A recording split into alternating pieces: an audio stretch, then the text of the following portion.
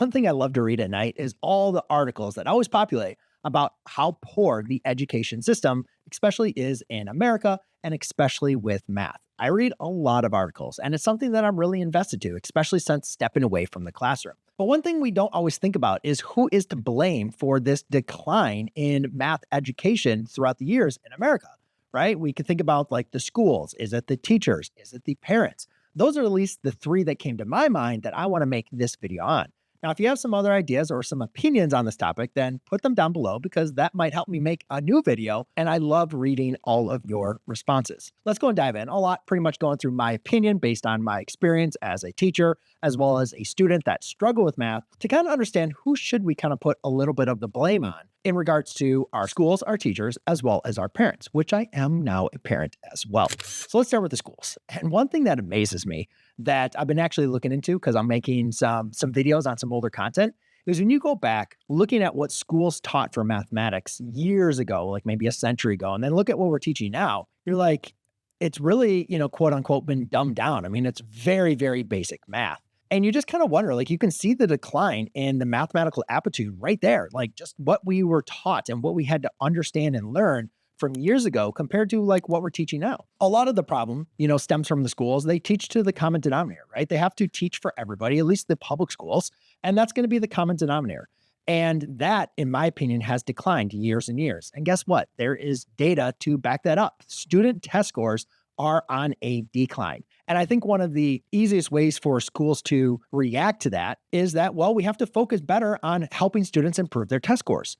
And that in turn has had schools, they won't say it a lot of times or acknowledge it, but they have really been focused on improving test scores. So basically, forget about what actually the math that the students are learning, why they're learning the math, but they're just focused on, teach to the test, right? Let's make sure we got to improve these scores, get students help where they need to get better math scores, but not really understand what it is the math we are teaching. And again, I think there's another problem with the math curriculum. Not only has it been dumbed down, but it hasn't really changed or adapted, right? We've had colleges that have raised the alarms of students are not adequately prepared mathematically for college. They are entering having to take multiple remedial courses just to be able to take upper level college classes. That is a concern.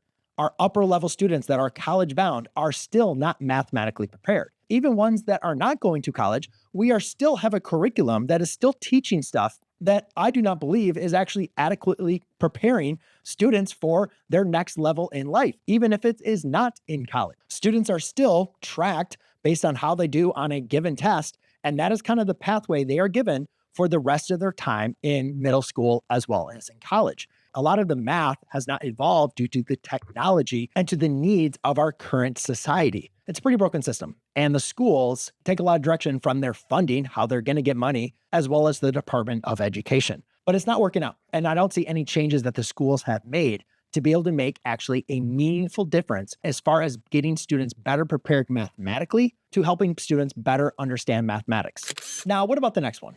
Teachers. I was a teacher for 14 years. I think teachers are the most likely scapegoat that we can apply blame to. They're easy. They're on the front lines. Why should we not be able to blame teachers? But I think it's also very easy for people that are outside of the education profession to want to blame teachers because we can all relate to an experience or a negative experience that we've had with teachers or an interaction with a teacher. A lot of times we clump them all into the same group. And we can also take a broad stroke and understand, even though I believe there are some truth to these statements, we all know this is not for every single teacher. Let's go over some of the common opinions that we do hear about teachers of why we are declining in mathematics. One of the first ones deals with elementary teachers. I believe there's been some studies that looked into elementary teachers and their preference for mathematics, and it was pretty low. A lot of elementary teachers do not have a focus with mathematics education. That's not typically why they wanted to become a teacher, was teaching math, or they have a very, very minimal education, just what was basically required for their degree in mathematics. And they don't have a big focus on that. Sometimes they might leave math to the very, very end. So if something happens, they don't get to it. Well, it happens, right? Let's just kind of move on to the next day.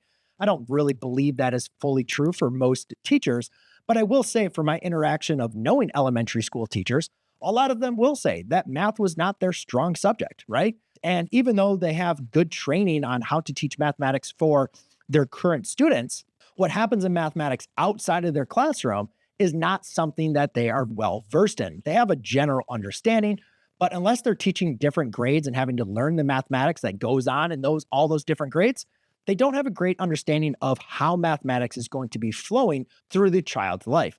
And I think in mathematics, that is extremely important to not only understand what the students need to know this year, but what they're going to learn next year and the year after that. See, when I was in high school, I taught Algebra 1 all the way through calculus. And I can't tell you how important that was for me to understand the pathway that students went and what they learned and how they learned it when they were a freshman all the way through when they were a senior. And obviously, some people are a much better teacher of freshmen and sophomores compared to juniors and seniors, just like there's great kindergarten teachers and there's great sixth grade teachers, right? That's a wide spectrum. But I think it's really, really important to understand the mathematics and to make sure that our teachers have the necessary skills and foundation to teach mathematics effectively, especially at a young age, because we know once the struggles happen in mathematics, they typically seem to continue rather than dissipate. Let's go and take a look at the upper level math teachers. And I wouldn't say I'm better than any math teacher, but this is something that I always tried to say, I was not a part of this group. I can't really relate to this. And I'll explain why in just a second. One of the arguments a lot for upper level math teachers is a lot of times math teachers are very, very bright. They have a degree in mathematics. Usually mathematics was relatively easy to them, and they enjoy teaching the subject. They enjoy being kind of smart in math and teaching that to other students. The problem a lot of times with those teachers is they would only really like to focus on those students that were as successful or as bright or understood mathematics just like them. They had a hard time relating to the students that were struggling or that were not getting mathematics. And a lot of times it was very quick and easy and less work for them just to track students as far as like the slow group as well as the fast group. The slow group took a slow track in mathematics and they never really come back from it. They would just take low level math throughout the rest of the time. Hopefully for that upper level math teacher, they didn't have to worry so much about them. They could just focus on those bright students that were always destined to be able to do something in mathematics and good grades. See, I wasn't that teacher because I struggle with mathematics. So I actually more related with the student that was struggling, that was on the low track. Even though I was never a low track student, I did struggle in mathematics. I got a D in pre-calculus my senior year and had to take intermediate algebra in college rather than taking calculus, what all the other math teachers were taking their freshman year. But I also do understand sometimes those teachers, they have the stress and the demands are not always what their opinion is, but a lot of times it's dictated by the administration, by the district that they are in. As far as we need you to improve test scores. Remember when I was talking about schools getting those test scores, right? That's how they get their money. We need better test scores. We need more students in our classrooms. So the teachers have been directed on that, but then also you have the admin wants things to be fun and rotations and games and keep things exciting inside the classroom. And a lot of times there's that tug of war with the teacher, as well as kind of being handcuffed in not being able to do what they need to do to best serve their students. But I digress. We're still going to blame you teachers no matter what. Until people really understand the full complexity of the situation, I think teachers are always going to be the scapegoat. But guess what? Probably the most important people that are going to impact our decline in mathematics education is not the teachers. And it's actually not the schools either. It's actually the parents. And the parents are probably going to be the last people that we are going to scapegoat into why we are struggling in mathematics education. That's why I left it at the end of this video, but also why I say it is the most important because I am now a parent myself and I see the impact that I can have over my children. And I have the greatest control over my impact on my children, more so than what teacher they get or what school they go to. I have a power to assist my child. See, learning math comes with frustration. It comes with anxiety. It's not something that is just easy day in and day out. And to be successful with math, you need to have some discipline. And not always is discipline going to be something fun. It's going to be something that you are going to want to do always voluntarily. That is why the parent's role in math education is so extremely important. A lot of times parents lack the understanding of remembering how to do the math, or especially maybe now how math is being taught. And they're like, I don't understand this. So guess what? I had a bad experience with math. I am going to avoid it. I'm going to try to treat like the elementary school teacher I was talking about and just say, I'm going to leave that to you. The problem is that puts all the burden of understanding mathematics on the student. And I just told you, it brings frustration. It brings anxiety. What does that teach our students when our parents don't even want to get involved in helping us learn mathematics? They don't want to sit beside us, make sure that we're doing our homework or reviewing our tests or learning the material and putting in the effort day in and day out. It tells us that math is not very important. And when we tell them that we struggle with math, then just do the bare minimum. And it's okay if you get a D this quarter because I struggle with math too.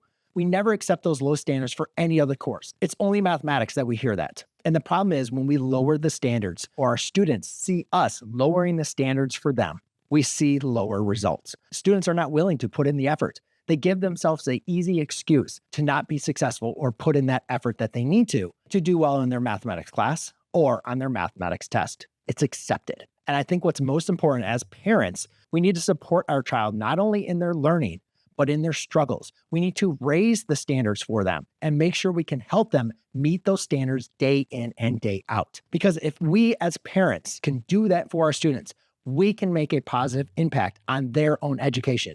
And guess what? That change is going to transcend from our students into our teachers, into the classroom, into our schools. And eventually we can make some changes into the government. I'm not holding my breath, but I'm going to focus on what I can control the most. And that's working with and helping and supporting my own students and allow those changes to resonate to you, resonate to other students, other parents, and other stakeholders in our child's education. Let me know your thoughts. Thanks.